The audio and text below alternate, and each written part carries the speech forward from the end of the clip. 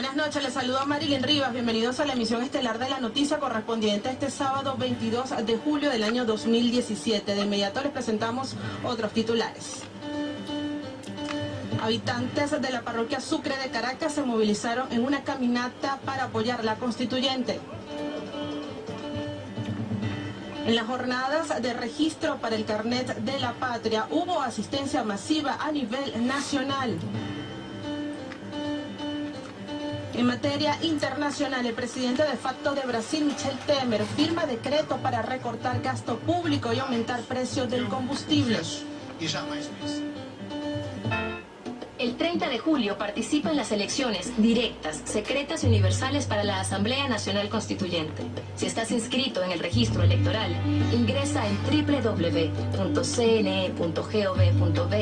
y consulta con tu número de cédula si estás habilitado para votar por alguno de los sectores convocados. En la Asamblea Nacional Constituyente estarán representados los territorios municipales, los sectores productivos y sociales, comunas, trabajadores de las áreas estratégicas del país, campesinos, pensionados, personas con discapacidad, empresarios, periodistas, deportistas y estudiantes.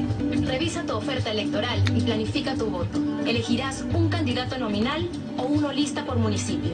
Y si perteneces a un sector, un voto nominal o por lista. El día de la elección te encontrarás con la máquina de siempre. Todos los candidatos estarán representados por números. Ubícalos y vota. Expresa tu voluntad. CNE. Vamos al encuentro. La población venezolana está convocada para elegir a sus representantes ante la Asamblea Nacional Constituyente. Dicho proceso estará dividido en dos partes. Uno el día 30 de julio, cuando se escogerán 537 representantes, y el otro día, el 1 de agosto, donde la comunidad indígena votará a sus 8 candidatos para completar los 545 miembros que conformarán la constituyente. El sector de los trabajadores es el que más participación tendrá en la constituyente, lo que significa la importancia que tiene la clase obrera para la revolución bolivariana. La actual Carta Magna venezolana reza en su artículo 87 que toda persona tiene derecho al trabajo y el deber de trabajar. El Estado garantizará la adopción de las medidas necesarias a los fines de que toda persona pueda obtener ocupación productiva, que le proporcione una existencia digna y decorosa y le garantice el pleno ejercicio de este derecho. Es por ello que el sector ha atendido el llamado del presidente Nicolás Maduro y se ha organizado para debatir, presentar propuestas y profundizar lo estipulado en la Constitución sobre sus derechos y deberes como trabajadores. Al ingresar sus datos en la página del Consejo Nacional Electoral, esta le indicará la información sectorial correspondiente según su tipo de actividad laboral clasificada por subsectores. Los representantes de los trabajadores serán escogidos por subsectores: Petróleo y Minería 2, Social 12, Comercio y Banca 11, Servicios 14, Construcción 4, Administración Pública 17, Transporte 2, Industria 6, Economía Popular e Independiente 11. En la Asamblea Nacional Constituyente, todos los sectores laborales, tanto público como privado, estarán representados y profundizados en los derechos sociales del trabajador.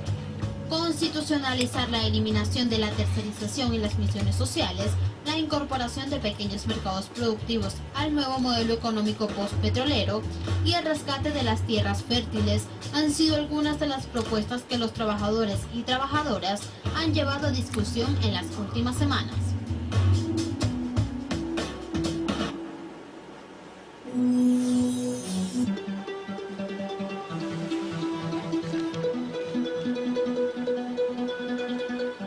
Sobre la entidad al presidente de la mesa, quien le indicará a la operadora o operador que registre los datos, el número de cédula en el sistema. La operadora o operador le indicará que debe colocar su huella dactilar en la máquina para ser validada. Una vez que la cédula es validada, la presidenta o presidente de la mesa le preguntará si sabe cómo votar. En caso que el elector manifieste no saber cómo votar, la presidenta le indicará que tendrá derecho a emitir hasta 2 votos, un voto para la elección territorial y un voto para la elección sectorial. Una vez hecho esto, la presidenta le va a activar la máquina de votación cuando el elector se encuentre detrás de la máquina de votación. Activa la máquina, el elector emitirá su voto presionando los números de la candidato o lista de su preferencia en el caso territorial, y luego se desplegará la segunda pantalla, que es la sectorial. Doble y deposita el comprobante de voto y se dirige al miembro A, quien lo ubicará en el cuaderno de votación y le indicará que estampe su huella y que firme el cuaderno.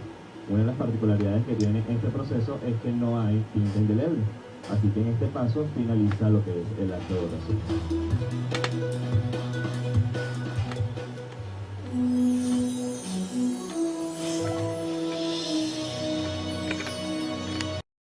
El taller de formación de las promotoras comunales del parto humanizado se inició en Caracas como parte de los anuncios hechos por el jefe de Estado. Veamos más en el siguiente reporte.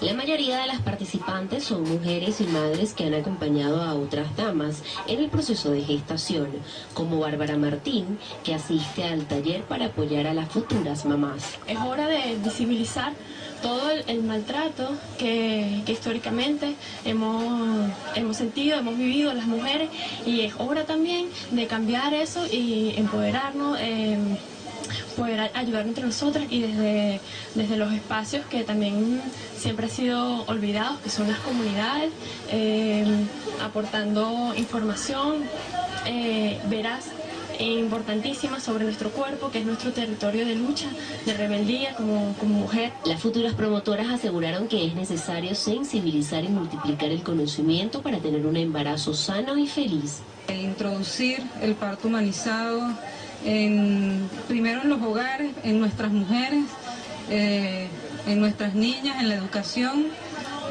a través de unas estrategias de formación que parten desde la escuela, desde la formación secundaria. El plan de formación consta de 3 módulos orientados a la vinculación con la comunidad. Ese acompañamiento pasa porque comprendamos no la anatomía, sino la concepción corporal de la mujer, que es mucho más que un útero reproductor, que nosotros no somos sujetas pasivas, sino sujetas activas de nuestro derecho a decidir sobre nuestro cuerpo. Tiene que ver con promover ese empoderamiento de la promotora, de la que va a ser promotora comunal del parto humanizado, con el fin de, hacer reflexiones sobre lo que es el curso de vida de la mujer, el autoconocimiento, la reconciliación consigo misma, con sus saberes, con su trayectoria de vida, con sus derechos. Está previsto formar más de 10.000 promotoras comunales. Recordemos que el Plan Nacional de Parto Humanizado fue impulsado por el jefe de Estado el pasado 11 de julio, con el propósito de orientar a las 500.000 gestantes registradas anualmente en el país. Andrea López, La Noticia.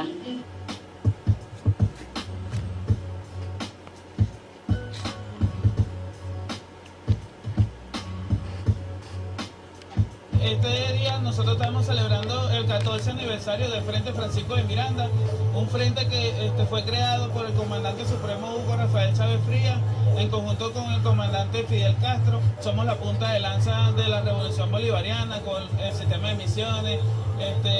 Estamos teniendo luchadores en cada comunidad, y hay un luchador en cada clan, llegando a todos los puntos recónditos, en las catatumbas de toda Venezuela.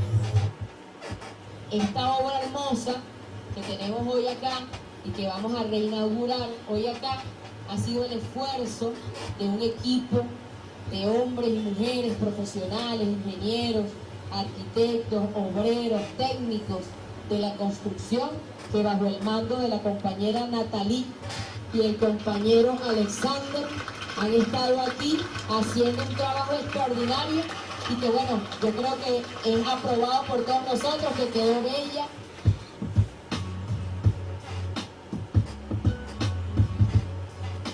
Esta obra hicimos capaz hoy esta inauguración de una escuela que tiene capacidad para 150 alumnos, un auditorio para 250 personas. Va a ser una escuela de formación política abierta a todo el que quiera estar participando en talleres, en charlas, en foros.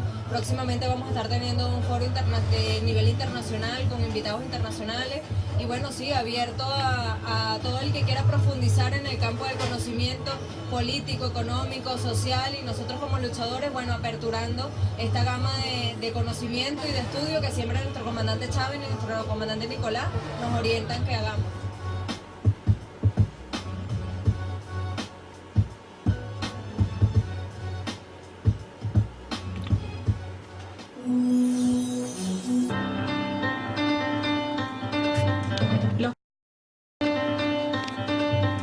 Los países integrantes de la Alianza Bolivariana para los Pueblos de Nuestra América, Tratado de Comercio de los Pueblos, ALBA-TCP, rechazaron las amenazas intervencionistas que ha recibido Venezuela por parte de Estados Unidos. A través de un comunicado, la organización expresó lo siguiente: los países del ALBA rechazan a aquellas naciones que no solo ignoran el ordenamiento jurídico venezolano y el gobierno constitucional y legítimo del presidente Nicolás Maduro, sino que también ponen en riesgo el estatus de América Latina y el Caribe como zona de paz alcanzada en la cumbre de la CELAC en el año 2014. La imposición de sanciones constituye una clara violación del derecho internacional y una inaceptable aplicación intervencionista de las leyes estadounidenses. Esta decisión en nada contribuye a la resolución de la situación que atraviesa el país, al tiempo que impedirán su desarrollo posteriormente. Luego de la cumbre del Mercado Común del Sur realizada en Argentina, analistas y referentes políticos afirmaron que ven un Mercosur debilitado y dividido, en contradicción con la profundización de la integración regional. Estamos ante una verdadera amenaza para los pueblos de la región, estamos ante una amenaza fundamentalmente hacia los trabajadores y las empresas, sobre todo las pequeñas y medianas empresas de origen argentino, uruguayo, brasileño, paraguayo, boliviano, ¿no? Estamos ante una situación sumamente riesgosa. Y hay que decir además que todo esto se hace a partir de la exclusión ilegítima y legal de Venezuela del Mercosur. Venezuela fue excluida del Mercosur y así lo hemos denunciado. En Brasil, el gobierno del presidente de facto Michel Temer anunció un plan para recortar el presupuesto este año y aumentar los precios del combustible. Temer firmó un decreto que oficializa el aumento de los impuestos y la gasolina, además de un nuevo recorte del presupuesto 2017, que esta vez será de 1.900 millones de dólares. El mandatario brasileño espera limitar los gastos públicos en 44.000 millones de dólares, de un acuerdo con un cálculo realizado por la organización Amazon. La estrategia de Temer para salvarse del juicio en su contra tendrá un costo para Brasil de 3.500 millones de dólares. Recordemos que sobre el presidente de facto pesa una investigación por corrupción, asociación ilícita a la obstrucción de la justicia que podría costarle su cargo. Los mineros en Perú suspendieron la huelga luego de llegar a un acuerdo con el gobierno para crear una comisión que evalúe los reclamos del gremio. La Federación Nacional de Trabajadores Mineros levantó la huelga en la que más de 50 sindicatos se unieron al paro nacional en Perú, país que ostenta el segundo lugar como mayor productor de cobre, zinc y plata en el mundo. Los trabajadores aseguran que con la reforma laboral facilitarían los despidos en el sector y eliminarían la compensación por tiempo de servicio pagado por las empresas. Durante la reunión, el Ministerio de Trabajo se comprometió a que el gobierno desistiría de esta reforma.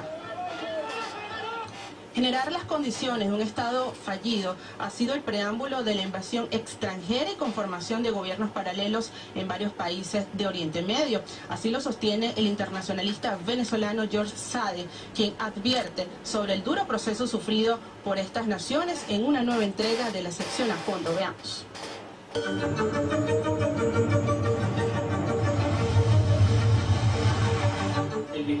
Sade explica que las llamadas primaveras árabes estuvieron marcadas por la incitación extranjera y el asesinato en serie de civiles. En principio empezaron con manifestaciones pacíficas, luego a los pocos días empezaron ya a introducir el elemento violento, ya sea disparándole a los propios manifestantes, de parte de los mismos organizadores de esa manifestación. El analista asegura que existe un estrecho vínculo entre los sectores violentos y la dirigencia política de oposición en países como Siria. Recordemos que siempre el brazo armado funciona por instrumentos instrucciones del brazo político. Y el brazo político es el que toma ciertas decisiones, incita al pueblo o le promete al pueblo una cuestión, una política determinada, vamos a hacer tal cosa o tal otra, y entonces después a sabiendas de que eso va a fallar o que no va a dar ningún fruto, pero simplemente siembra eso en el pueblo para ir llevando al pueblo en una dirección de desesperación, de impotencia, y entonces eso lo lleva por un lado hacia el odio y hacia el extremismo. Considera que la fragmentación del ejército ha sido crucial en la ruptura de la institucionalidad de estos países árabes. Una vez dividido el ejército, la guerra civil es fácil de lograr. Entonces se buscó comprar una conciencia del ejército, que de ahí ese grupo que salió del ejército, o sea, formó un brazo armado que se llamó el Ejército Libre de Siria. George Sade advierte sobre las similitudes entre los conflictos armados en Oriente Medio y la actual situación en Venezuela. Vemos que llegan al punto de linchar a una persona porque no comulga con sus ideas. Eso es el fascismo puro que se ha venido practicando en Siria por esos grupos extremistas y que Estados Unidos los llama la oposición moderada.